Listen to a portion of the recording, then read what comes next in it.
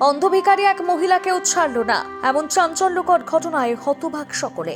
ভিক্ষা করে তিল তিল করে জমানো অর্থ রেখেছিলেন ঘরে। ঘরে কেউ না থাকার সুযোগ নিয়ে দরজা ভেঙে সর্বস্ব লুট করে পালালো চোরের দল। অভিযোগ দায়ের জলপাইগুড়ির কোতোয়ালি থানায়।